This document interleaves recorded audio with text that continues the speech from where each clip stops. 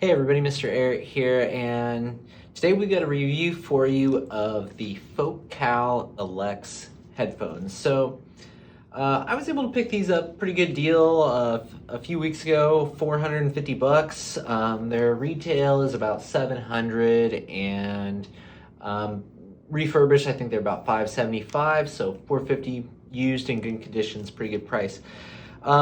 Been using them quite a bit. At my desk with my Quali 2 Hybrid and my Magnus, and then also been using them quite a bit with the Mojo, just kind of like around the house in various locations.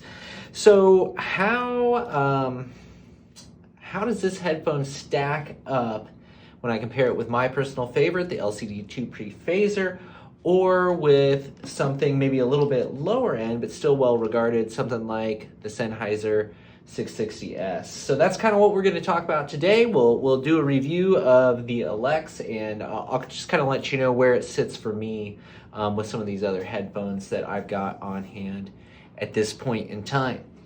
Let's talk about what you get real quick, and then we'll move quickly on to sound here. So I won't spend a lot of time belaboring this point, but Focal does send their stuff in really nice packaging. You know, packaging, I think it's nice to get good stuff, but at the same time, you know, it doesn't function at all, really. You know, it's not a case for the headphone, actually. It's just like a really nice box. So let me just show you that real fast. You can see it, and then we'll move on. Okay, so this is the box that it comes in. Again, super nice. It's got like magnets on it. We open it up here. You know, it's got this really cool textured foam on it. The headphone, you know, would normally sit really nicely in there, and then cables go down here, documentation in there. All just a really super nice presentation. Again, for me, this is a plus, but it's not something that I think you should overly consider. I mean, right, you take it out, it's a good first impression, and then you tuck the box away and you don't do anything with it. So it is nice, though. It is really nice. Now, let's talk about the cables, the infamous Focal cables. I do really appreciate that this headphone comes with a couple of different cables. So you've got a 4-pin balanced cable. Very nice quality to the cables. Like, they're certainly well constructed. And then a 1/4 inch. They are the same length. They're about 5-6 feet in length. Again, super sturdy, but really it comes down to they're too sturdy almost. So they aren't, whoops, I just bashed my phone there.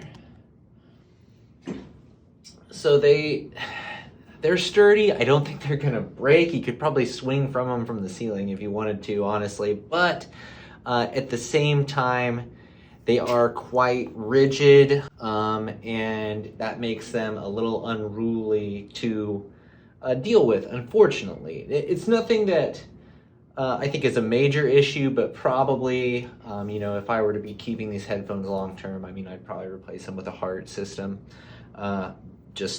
Just to have a simpler cable to work with. But I do think they're well made and they function well, and I like that you get a couple of different options with them. So let's talk about the build of the Focals. If you've looked at Focal headphones before, you know what you're getting here, which is to say you're getting quality. These are a very premium feeling headphone. They are beautifully built.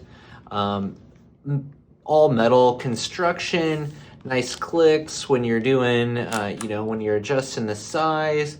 Head paint, the pads are nice and cushy. They use kind of like a micro suede fabric. I find them to be very comfortable. And of course, they've got the spring-loaded cups that kind of make sure that they clamp onto your head reasonably well. I don't think that they clamp too much. For me, it's just about perfect. I know some people complain about like a hot spot that they develop on their head with these Focal headphones, because they don't have a separation in the padding on the headphone there. I've never found that to be the case with me, and this is the third set of Focals that I have tried out. So all around exceptional build. I can't imagine anyone being disappointed with them in that regard. Let me say too real quickly, as far as like the styling of these headphones go.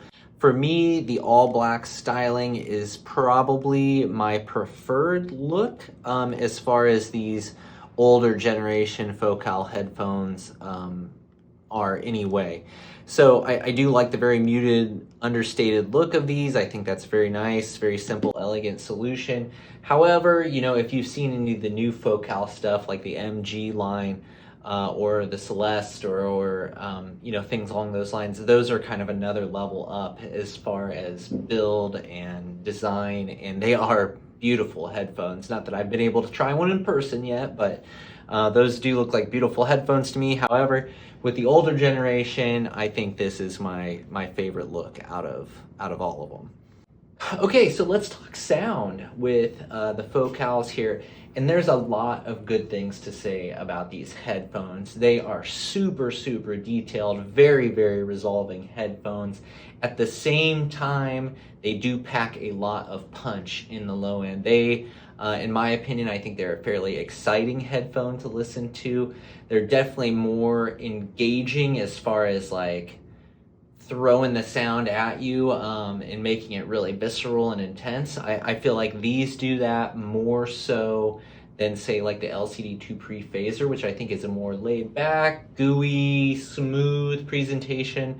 This is all about getting you the detail and making all that accessible to you. So the bass, lots of nice punch, texture, sub-bass rumble, all that is very well done on this headphone. As you've probably heard with Focals, the dynamics are just exceptional on these headphones. And this driver is very, very fast, which means you get lots of texture, lots of detail, lots of nuance throughout the entire range. So the bass is no exception to that. The highs, I also feel like lots and lots and lots of detail, lots of sparkle, just a ton of information there for you to access, and it's kind of right there for you to get to. So everything is pretty forward, I would say, on the Focal, including the vocals, which I would say are kind of up front and center. Now, the weakness with the Focal, in my opinion, and you may have heard this too, of maybe they have kind of like a slightly metallic timbre to them. I don't know that I describe it as metallic, but I think with such punchy bass and such sparkly highs, I do feel like, oddly enough, the vocals are missing like a touch of warmth. So I think it makes it come off as just the mids are just a little bit thin for me, and it's not something that's super noticeable unless you're really A-Bing it with something else, but certainly compared to the LCD2 Pre-Phaser, I feel like that's the case. It's not as warm and gooey in the mids, and even compared to the 660S, I feel like they're fuller bodied vocals, for vocals anyway. Again, this is kind of an interesting presentation, I think, because the low end on the Focals is so punchy and does have so much impact that it again, I don't know that it's actually lacking. I just think when you compare it to the bass, it seems like you're just expecting more to be there, I guess is kind of the way I would put it. As far as Soundstage go, you're not getting a huge soundstage here, but within that soundstage, it's very, very accurate, very precise, a very well presented sense of space around you. And again, I think that has to do with the speed of this driver is so exceptional that you really just catch a lot of the nuances of the room and in between instruments that you don't get with most other headphones. Even most other high-end headphones that I've tried, you don't get that same excellent sense of space and decay that you get with the Elex here. So, I'm heaping praise onto this thing. I hope it seems that way, because that's the case. Now, I don't feel like this headphone really hits my niche perfectly. For me, as I've said in the past, the LCD2 pre-phaser, I just love that headphone, and it's just an experience for me to use it. I start listening to it, and I don't worry about the technicalities, and I'm not paying that much attention to, like, well, how well is the headphone doing this, or how well is the headphone doing that.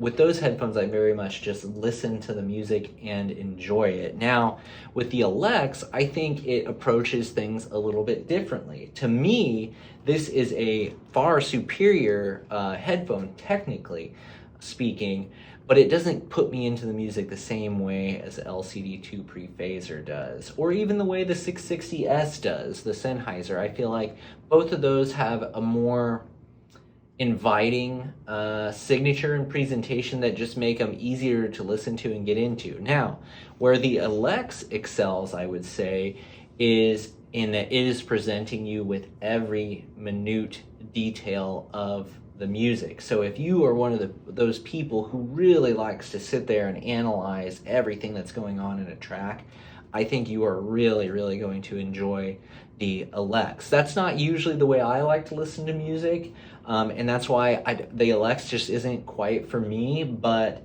I'm not saying it's a bad headphone by any means. I think it's an exceptional headphone, and for somebody that wants to sit down and really just get every scrap of information out of their music that they can, I think this is a solid performer in that regard. The other thing that's a big perk for the Elex is it is not a very amp picky headphone, so it's pretty easy to drive. I've used it with a wide range of devices, everything from a little ES100, a little Ear Studio 100, Bluetooth DAC amp, to hip DACs, to my Mojo, to like I said, the Magnus, or even for a little while I had the Rupert Neve headphone amplifier on hand. And I tell you, that was the pairing that I thought really showed off the technical capabilities of the Elex. That headphone amplifier is phenomenal, but I don't think most headphones that I've had or had on hand at the time were capable of taking advantage of just the precision and resolution of that amplifier.